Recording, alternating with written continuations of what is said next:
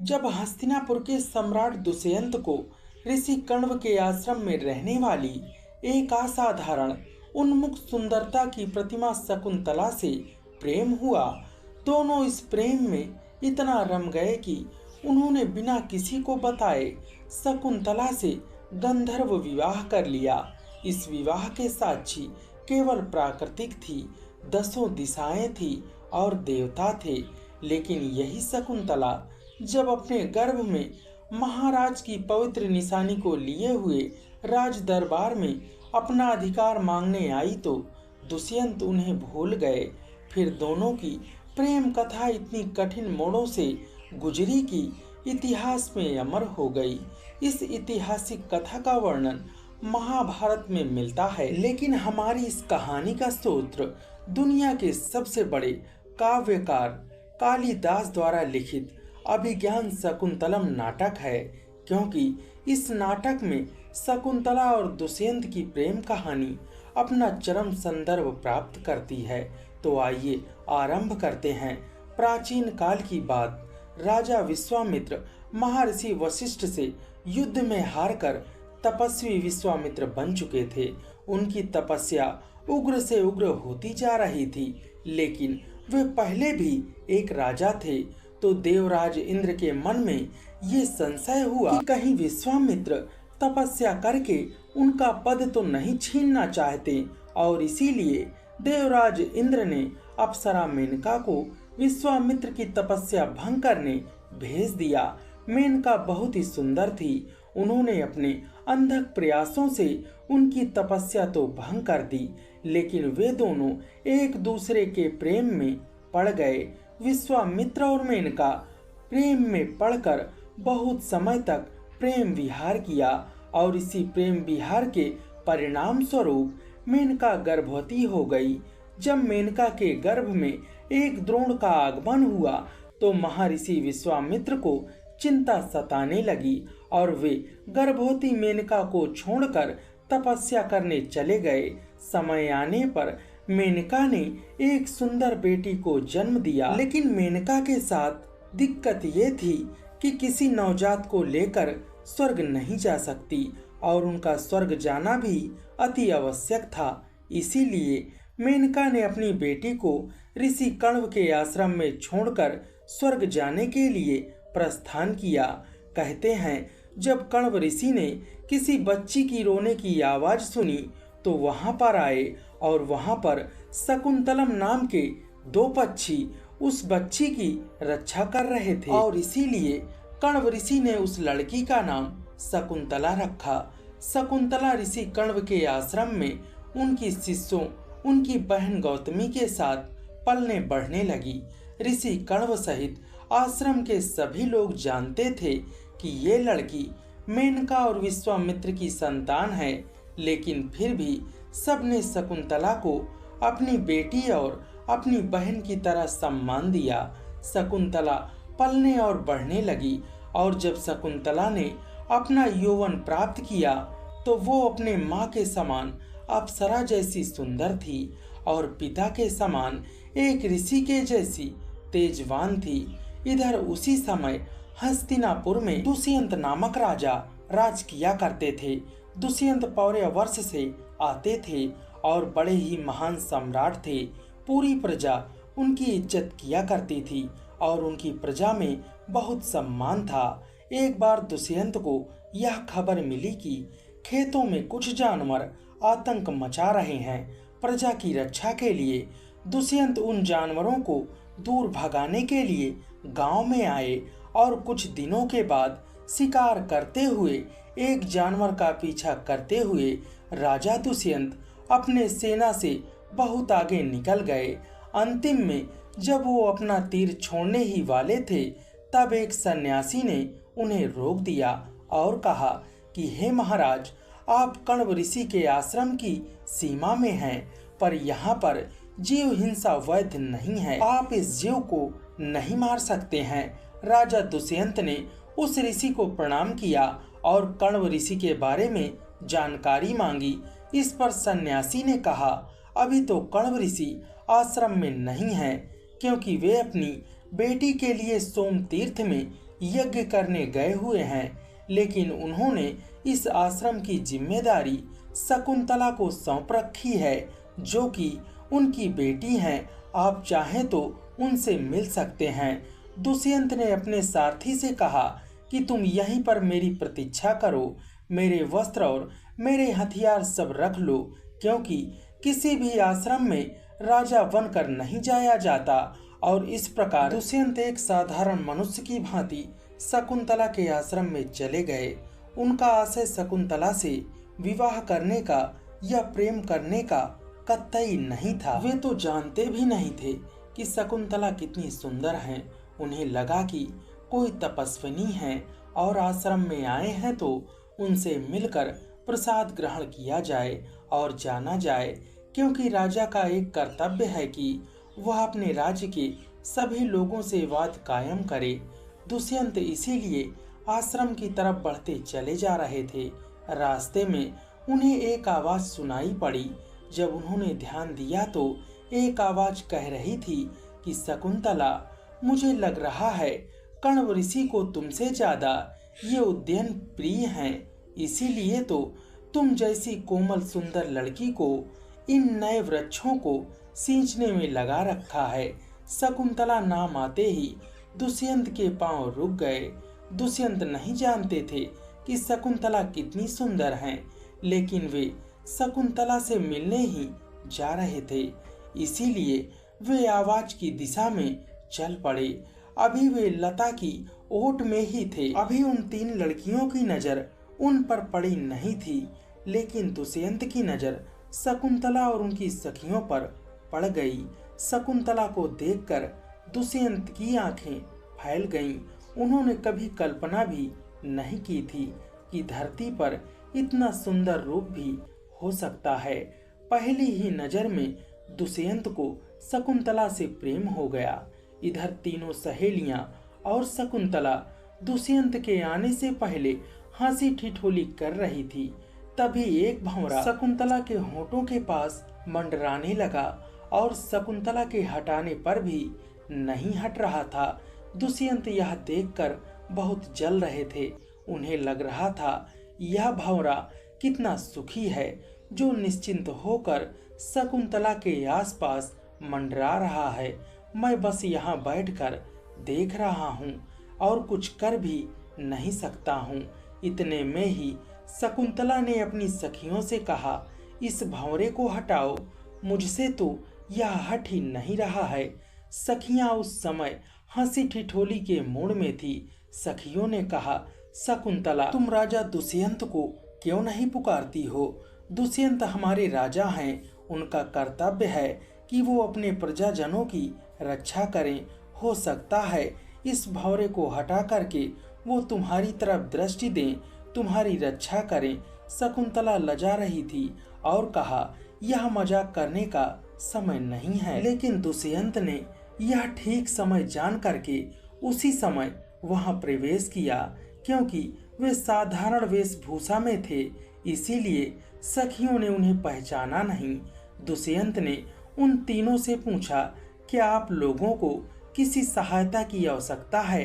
क्योंकि मैं यहाँ से गुजर रहा था तो मैंने सुना कि आप राजा को बुलाने की बात कर रही थी। क्या कोई आपको सता रहा है? क्या आपको कोई तंग कर रहा है? इस पर सखियों ने कहा कि हमको कोई तंग नहीं कर रहा, हम तो आपस में बातें कर रही थी। एक साधारण सा भंवरा है जो शकुंतला को परेशान कर रहा था, लेकिन इसमें तो कोई बड़ी बात नहीं है, ये तो होता ही रहता है। दुष्यंत उस समय भले ही साधारण वेशभूषा में थे, लेकिन उनके शरीर के चिन्ह ये बोल रहे थे और उनके चलने का ढंग देखकर लग रहा था कि ये राजपुरुष हैं या राज परिवार से संबंध रखने वाले महान व्यक्ति हैं। इसलिए सखियों ने उनकी आओ भगत की, उनका अतिथि सत्कार किया और वहां आने का कारण पूछा। अभी दुष्यंत कुछ कहते ही कि वहां पर कुछ सन्यासी आ गए और सन्यासियों ने दुष्यंत को पहचान लिया और कहा कि महाराज आप यहाँ। तब सबको यह पता चला कि यही महाराज दुष्यंत हैं। दुष्यंत ने आप बीती बताई और कहा कि मैं यहीं पर शिकार खेलने के लिए आया था और पता चला कि यहीं पर महर्षि कण्व का आश्रम है, तो मैं उनसे मिलना चाहता था। लेकिन फिर मुझे पता चला कि वो यहाँ पर नहीं हैं, तो मैंने सोचा कि आश्रम वासियों से मिलकर प्रसाद ग्रहण करूं और फिर अपने राज्य वापस चला जाऊं। आप लोग कुशल तो हैं ना? मैं यही पूछने के लिए आया था। तब सन्यासियों ने कहा कि आप बहुत समय से यहाँ पर आए हुए, हम यहाँ पर यज्ञ करने वाले हैं। ऋषि कण्व यहाँ नहीं हैं और राक्षस हमें परेशान करते रहते हैं, तो आप हमारी यज्ञ की रक्षा करें। दुष्यंत ने इस प्रस्ताव को स्वीकार कर लिया। तब तक दुष्यंत की सेना भी उन्हें ढूंढते हुए विश्राम कर रही थी। उनकी सेना में उनका प्रिय मित्र माधव भी था, लेकिन इन सभी के बीच दुष्यंत और शकुंतला को एक दूसरे से प्रेम हो चुका था। दोनों की निगाहें मिल चुकी थी और दोनों के हृदय में आग लगी हुई थी। दुष्यंत वहां 3-4 दिन तक रहे और यज्ञ की रक्षा की। यज्ञ निर्विघ्नता समाप्त हुआ तो ऋषियों ने प्रार्थना की कि राजन आप कुछ दिनों तक यहाँ रहकर हमारा अतिथि ग्रहण करें। उसी समय महल से भी एक संदेश आया कि राजमाता ने एक अनुष्ठान किया है जिसमें दुष्यंत को उपस्थित होना होगा। अब दुष्यंत के सामने धर्म संकट आ गया था, लेकिन उन्होंने अपने मित्र माधव को और सेना सहित कहा कि आप लोग राजमहल में अनुष्ठान पूरा कराने के लिए जाइए और मैं ऋषियों का अतिथि ग्रहण करने के बाद आऊंगा। इस प्रकार उस आश्रम में दुष्यंत अकेले रह गए और उनके मित्र और उनकी सेना लौट गए। दुष्यंत जब अकेले हुए तो उन्हें शकुंतला की याद सताने लगी। इधर शकुंतला भी उतनी ही विरह की अग्नि में जल रही। शकुंतला को ज्वर हुआ था।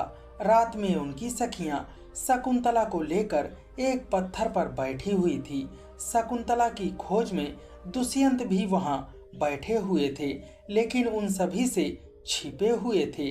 सखियों ने शकुंतला की दशा को देखकर कहा कि तुम ज्वर से तपी जा रही हो, तुम ऐसे ठीक नहीं हो पाओगी।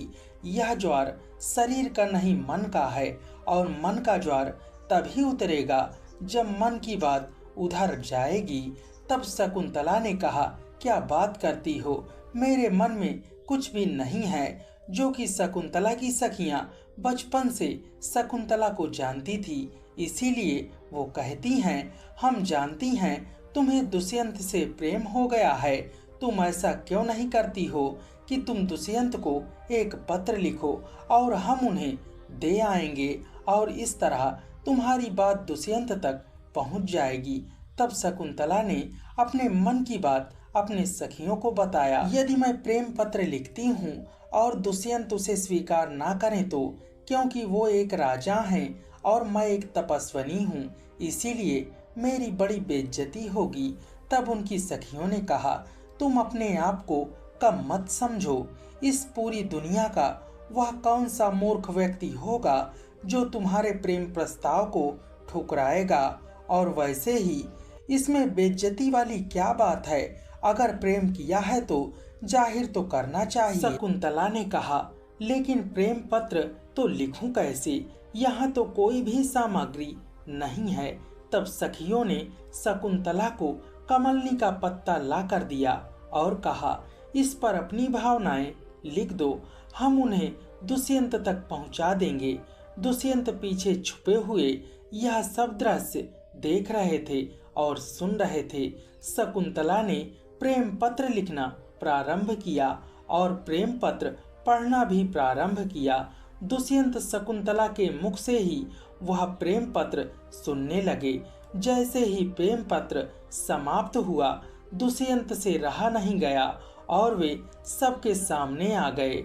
उन्होंने कहा, शकुंतला, मैं तुम्हारे मन की बात सुन चुका हूँ और विश्वास करो, मैं भी तुमसे उतना ही प्रेम करता हूँ।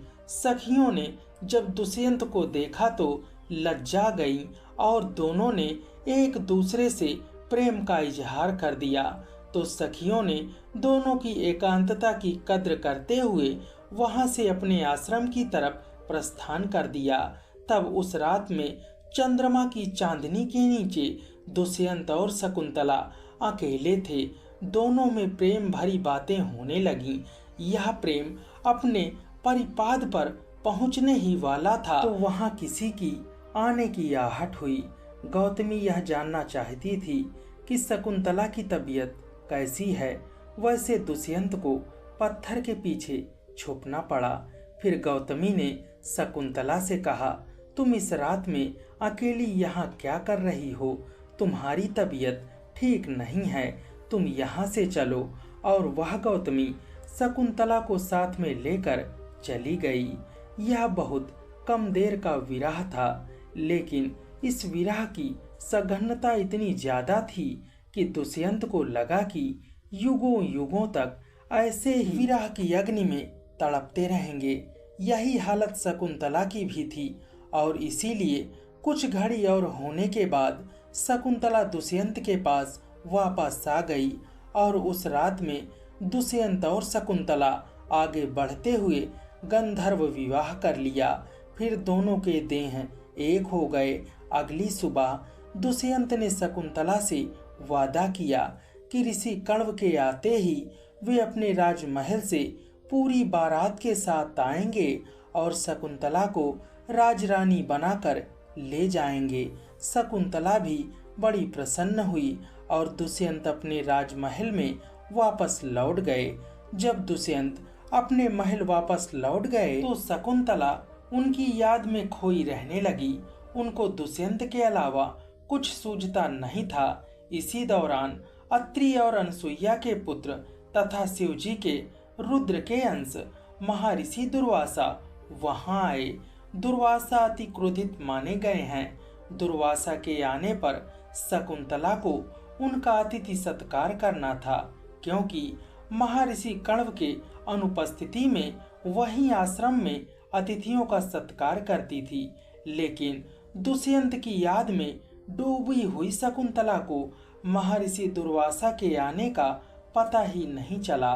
महर्षि दुर्वासा इस बात से क्रोधित हो गए और उन्होंने शकुंतला को श्राप देते हुए कहा, जाओ, जिस व्यक्ति के प्रेम में तुम मेरी अवहेलना कर रही हो वह तुम्हें एकदम से भूल जाएगा। तुम उसे याद तक नहीं रहोगी। विडंबना यह थी कि शकुंतला ने इस श्राप को सुना भी नहीं, लेकिन उनकी दोनों सखियों ने इस श्राप को सुन लिया था। उस समय उन दोनों सखियों ने दुर्वासा ऋषि के पास आकर उनकी आवो भगत की और उनसे श्राप को वापस लेने के लिए कहा। ऋषि दुर्वासा ने कहा, मैं अपने श्राप को वापस तो नहीं ले सकता, लेकिन इतना कर सकता हूँ कि अगर इसके पास अपने प्रेमी की कोई निशानी हो और वह अपने प्रेमी को दिखा दे तो उसके प्रेमी की याददाश्त वापस आ जाएगी। सखियों ने कहा, यह भी ठीक है। उसके बाद महर्षि दुर्वासा वहां से चले गए। सखियां चाहती तो इस श्राप के बारे में शकुंतला को बता सकती थी, लेकिन उन्होंने सोचा यदि इस श्राप के बारे में शकुंतला को बताया जाए तो वह घबरा जाएगी और ऐसे में शकुंतला दुख में आ जाएगी और घबरा जाएगी। और फिर उन्होंने सोचा कि शकुंतला के पास तो राजा दुष्यंत की दी हुई अंगूठी है। शकुंतला को जो प्राणों से प्रिय है वह उसे एक पल भी अपने से अलग नहीं करती। यह संभव ही नहीं कि यह अंगूठी कहीं इधर उधर होगी तो दुष्यंत उसे कैसे भूल जाएंगे। अन्यतः जब शकुंतला दुष्यंत के पास जाएगी और उन्हें वह अंगूठी दिखा देगी तो शकुंतला को दुष्यंत मिल जाएंगे। यही सोचकर सखियों ने इस श्राप के बारे में शकुंतला को कुछ नहीं बताया। इधर शकुंतला को गर्भ हो गया और शकुंतला इस बात से परेशान थी कि कण्व ऋषि को यह बात कैसे बताई जाए। लेकिन जब कण्व ऋषि आश्रम में आए तो उन्हें एक आकाशवाणी ने पहले ही बता दिया कि दुष्यंत और शकुंतला का गंधर्व विवाह हो चुका है। कण्व ऋषि इस बात से प्रसन्न हुए क्योंकि विश्वामित्र की बेटी शकुंतला भी एक राज परिवार से ताल्लुक रखती थी, क्योंकि विश्वामित्र एक राजा थे और ऐसे में उनका संबंध एक राजा से हुआ था जो कि एक वर्ण व्यवस्था के अनुसार सही था। कण्व ऋषि ने अपनी पुत्री से कहा, पुत्री, चाहे जिस कारण से भी तुम्हारा पति तुम्हें भूल चुका हो, लेकिन हमारा कर्तव्य बनता है कि हम तुम्हें दुष्यंत के पास पहुंचाएं। बेटी का परिवार उसका ससुराल होता है। इस गर्भ के बालक को भी अपने पिता की आवश्यकता होगी। इसके बाद शकुंतला को हस्तिनापुर भेजने की तैयारियां की जाने लगी। जब शकुंतला 2 ऋषि कुमारों और गौतमी को लेकर हस्तिनापुर जाने के लिए तैयार हुई तो उस समय का वर्णन कालिदास जी ने बड़ी ही रोचकता के साथ किया है। अगर आप उस ओरिजिनल वर्णन को पढ़िएगा तो निश्चित ही आपकी आंखों से आंसू आ जाएंगे। कण्व ऋषि की भी आंखों में आंसू आए थे, जिन्हें देखकर शकुंतला ने कहा, पिता, आप क्यों रो रहे हैं? आप तो इस जगत के मोह माया से परे हैं, आप तो महर्षि हैं। तब कण्व ऋषि ने कहा, कुछ भी, लेकिन एक पिता हूँ, और जो पिता अपने पुत्री की विदाई पर नहीं रोता, वह चाहे कितना भी कुछ भी हो, इंसान नहीं हो सकता, मनुष्य नहीं हो सकता। मनुष्यता जब तक जीवित रहेगी, बेटी की विदाई पर रोती रहेगी। इतना ही नहीं, महर्षि कण्व के आश्रम के पेड़ पौधे, पशु पक्षी तक उनका विरह बर्दाश्त नहीं कर पा रहे थे। सभी के चेहरे पर मुरझाई छाई हुई थी, लेकिन शकुंतला को तो जाना ही था। कण्व ऋषि के आश्रम से हस्तिनापुर की दूरी कुछ दूर थी। रास्ते में एक दिन का पड़ाव पड़ता था। उसी पड़ाव के दरमियान शकुंतला एक नदी में नहाने के लिए उतरी। जब तक दुष्यंत के पास जाने की तैयारी नहीं थी, तब तक वह अंगूठी शकुंतला की सब कुछ थी, लेकिन जैसे ही शकुंतला उनके पास जाने के लिए राह में निकली तो वो अंगूठी क्या, उनके शरीर की सारी सुध बुद्धि खो गई। उन्हें बस उस समय का इंतजार था जब वो दुष्यंत को देख लेती, और इसीलिए अंगूठी का ध्यान उतर जाने से नदी में नहाते समय वह अंगूठी नदी में गिर गई और एक मछली ने उस अंगूठी को खा लिया। शकुंतला को इसका पता भी नहीं चला और वो हस्तिनापुर के दरबार में बिना अंगूठी लिए ही पहुंच गईं। हस्तिनापुर का दरबार लगा हुआ था। वहां पर 2 ऋषि कुमार और एक स्त्री जो गर्भ से थी और एक वृद्धा तपस्विनी को देखकर सभी लोगों ने रास्ता दिया और आदर सहित उन्हें महाराज के सामने लाया गया। महाराज ने पूछा, आप लोगों को क्या चाहिए? आप किस लिए यहाँ आए हैं? तब गौतमी ने कहा, आप शायद पहचान नहीं रहे हैं महाराज, यह शकुंतला हैं जिनके साथ आपने गंधर्व विवाह किया था। हम चाहते हैं कि आप इसे अपनाइए और इसके होने वाले पुत्र को अपना नाम दीजिए। दुष्यंत इस बात से चकित रह गए। उन्हें थोड़ा भी याद नहीं आ रहा था कि उन्होंने शकुंतला को कभी देखा भी हो। उन्होंने कहा, यह बात सत्य है कि मैं कण्व ऋषि के आश्रम में गया था और मैंने वहाँ कुछ समय भी बिताया, लेकिन मैं ईश्वर की शपथ खाकर कहता हूँ कि मैं इस लड़की को नहीं जानता। यह लड़की बहुत ही सुंदर है, मैंने ऐसी सुंदरता नहीं देखी। अगर इसको गर्भ नहीं रहता तो मैं इसके साथ विवाह कर लेता, लेकिन पता नहीं यह किसका गर्भ है, यह किसका पुत्र है। इस पुत्र को तो मैं हस्तिनापुर का सम्राट तो नहीं बना सकता। और यह कहकर उन्होंने कहा, मैं इस स्त्री को अपना नहीं सकता। शकुंतला इस बात को सुनकर एकदम दंग रह गई। उन्हें दुर्वासा ऋषि के श्राप के बारे में कुछ भी पता नहीं था। उन्हें तो यही लग रहा था कि दुष्यंत ने उनका भोग किया है और अब मन भर जाने के कारण उन्हें छोड़ दिया है। एक ऐसी लड़की जिसे गर्भ में आते ही पिता ने छोड़ दिया, जन्म देते ही माता ने छोड़ दिया और अब गर्भ में एक बच्चे को डालकर पति उसे पहचान नहीं रहा था, उसके हृदय की क्या दशा रही होगी आप जानकर समझ सकते हैं। शकुंतला जड़ हो गई। शकुंतला से कुछ कहते नहीं बन रहा था। उसने दुष्यंत को धिक्कारा तो दुष्यंत ने कहा, क्यों मुझ पर अवक्षेप लगाती हो? तुम यह सिद्ध करो कि मैं तुम्हारा पति हूँ। शकुंतला ने कहा, किसी ने हमारा विवाह नहीं देखा था। उस समय तो वन देवी, शुद्ध साय और देवता ही हमारे साक्षी थे, लेकिन आपने मुझे एक अंगूठी दिया था और जैसे ही शकुंतला ने अपने हाथों में अंगूठी की तरफ देखा तो वह सन्न रह गई। हाथों में कोई अंगूठी नहीं थी। सब लोगों ने समझा यह एक जाल है, यह किसी भी स्त्री को महाराज को फंसाने की साजिश की जा रही है। उन्होंने कहा, हम तो कण्व ऋषि की बहुत ही इज्जत करते हैं, लेकिन फिर भी हम बिना किसी प्रमाण के किसी स्त्री को उसके होने वाले बच्चे को हस्तिनापुर का सम्राट नहीं बना सकते। तब दुष्यंत ने अपने मंत्रियों से कहा, आखिर इसका निर्णय क्या किया जाए? इस पर राज पंडित ने कहा, महाराज, हो सकता है कि आप किसी दैवी शक्ति की कृपा से भूल रहे हों, या फिर हो सकता है यह एक षड्यंत्र हो, लेकिन इन सब की जानकारी तभी लगेगी जब इस स्त्री का पुत्र पैदा होगा। हम ज्योतिष के आधार पर यह गणना करेंगे कि यह पुत्र आपका ही है या नहीं है। अगर यह पुत्र आपका हुआ तो आप इन्हें महारानी के रूप में स्वीकार करेंगे। अगर यदि पुत्र आपका नहीं हुआ तो आप इन्हें सजा भी दे सकते हैं।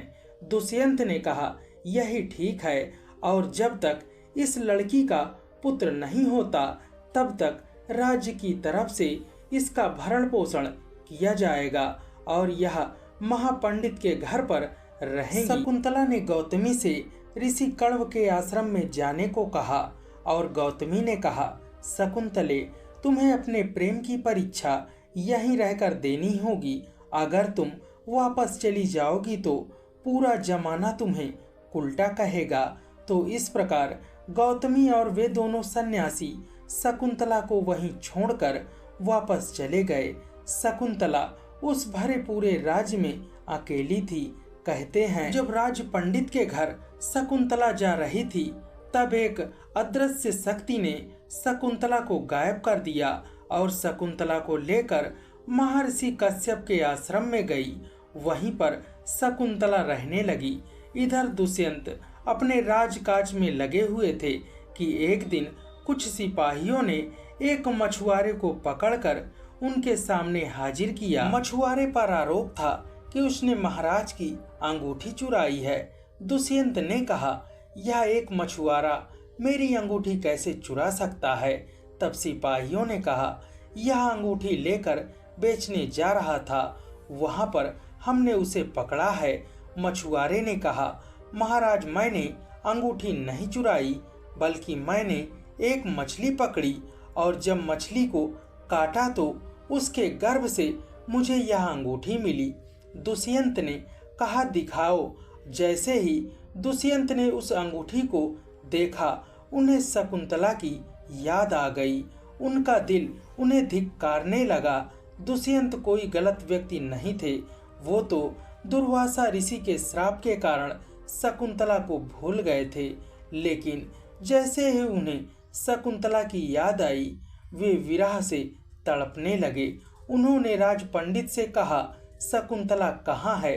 तब राज पंडित ने दुष्यंत से कहा, जब हम रास्ते में जा रहे थे तब एक अदृश्य शक्ति शकुंतला को लेकर गायब हो गई। दुष्यंत ने अपने सैनिकों एवं अपने गुप्तचरों से बहुत कोशिश करवाया कि वह शकुंतला को ढूंढ निकालें, लेकिन कोई भी सफलता उन्हें नहीं मिली। दुष्यंत शकुंतला के विरह में पागल से हो गए थे। वे शकुंतला का चित्र बनाते, घंटों बातें किया करते।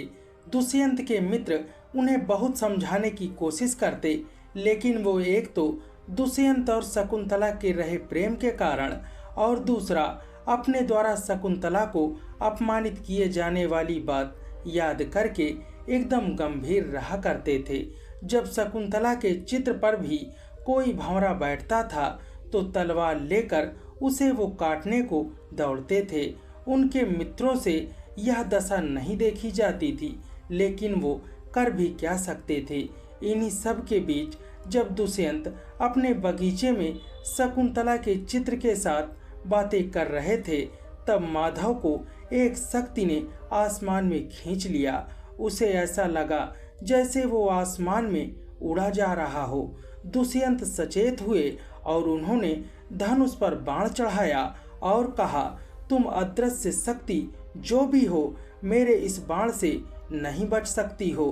तभी वह अदृश्य शक्ति प्रकट हुई और इंद्र का वह सारथी था। उसने कहा, मैं सहज रूप से भी तुम्हारे पास आ सकता था, लेकिन राजा दुष्यंत का ध्यान कहीं और था और उनका ध्यान यहाँ दिलाने के लिए और उनके शस्त्र बल को याद दिलाने के लिए मैंने यह काम किया। और फिर उसने कहा कि राजा इंद्र को आपकी आवश्यकता है। वे चाहते हैं कि आप असुरों के खिलाफ उनके साथ युद्ध में उनकी सहायता करें। दुष्यंत महान थे। वे माथली के साथ उनके रथ में बैठकर उनके साथ स्वर्ग गए। वहां उन्होंने असुरों के युद्ध में देवराज इंद्र की सहायता की, जिससे देवराज इंद्र विजयी हुए। देवराज इंद्र दुष्यंत के पराक्रम से इतना प्रभावित हुए कि उन्होंने अपने आसन के आधे भाग में उन्हें बिठाकर उनका सम्मान किया और साथ ही उन्हें अपने गले से लगी हुई वह माला दी, जिसके लिए इंद्र का पुत्र जयंत्र बहुत दिनों से उसकी प्रतीक्षा कर रहा था। लेकिन इंद्र को वह माला इतनी प्रिय थी कि वह अपने पुत्र को भी नहीं देते थे। उन्होंने वह माला आखिरकार दुष्यंत के गले में पहना दी। अब दैवी कृपा से दुष्यंत और शकुंतला के मिलने का समय आ रहा था। इसीलिए विधि ने एक चाल रची। देवराज इंद्र के साथ दुष्यंत को लेकर वापस धरती पर आ रहे थे। तब रास्ते में कश्यप मुनि का आश्रम देखकर दुष्यंत ने उनसे मिलने की इच्छा जताई। सारथी वहां पर उतरे तो उन्होंने देखा कि एक बालक शेर के बच्चे का दांत गिन रहा है। बगल में उसकी माँ निसहाय सी उसकी तरफ देख रही है, लेकिन लड़के का आत्मविश्वास इतना अधिक है कि वह शेरनी उस लड़के के सामने बढ़ नहीं पा रही है। दुष्यंत को बड़ा आश्चर्य हुआ। उन्होंने पूछा, पुत्र तुम्हारा नाम क्या है? लड़के ने अपना नाम बताया, सर्वदमन। दुष्यंत ने पूछा, तुम्हारे माता पिता कौन हैं? तब उस बच्चे ने कहा, आपको उनसे क्या प्रयोजन है? तभी वहां पर कुछ परिचारियां आईं और उन्होंने कहा, सर्वोदमन, तुम फिर से यहाँ खेलने लगे, वापस चलो, तुम्हारी माँ शकुंतला तुम्हें बुला रही हैं। दुष्यंत ने जैसे ही शकुंतला का नाम सुना तो उन्होंने ध्यान से बालक को देखा और उसकी परछाई में उन्हें अपनी परछाई दिखाई दी, लेकिन फिर वे निश्चिंत होना चाहते थे कि वे शकुंतला मेरी ही शकुंतला है। उन्होंने परिचारियों से पूछा, शकुंतला कौन है? तो उनमें से एक ने हड़बड़ाते हुए कहा, सर्वोदमन, तुम्हारे हाथ में बांधा हुआ वह धागा कहाँ गया जिसे महर्षि कश्यप ने अभिमंत्रित करके बांधा था? वह धागा बगल में गिरा हुआ था। दुष्यंत ने उस धागे को अपने हाथ में उठाया और उसकी कलाई में बांध दिया। वह परिचारिका जो धागे को खोज रही थी, वह आश्चर्य से दुष्यंत की तरफ देखने लगी और दुष्यंत ने कहा, इस तरह क्यों देख रही हो? तब परिचारिकों ने कहा, बताया कि यह अभिमंत्रित धागा था। अगर लड़के के माता पिता के अलावा कोई भी इसे छू लेता तो यह धागा सर्प बनकर उसे काट खाता। आप कौन हैं? तब दुष्यंत ने बताया कि मैं राजा दुष्यंत हूँ। इतने में शकुंतला भी वहां आ गई।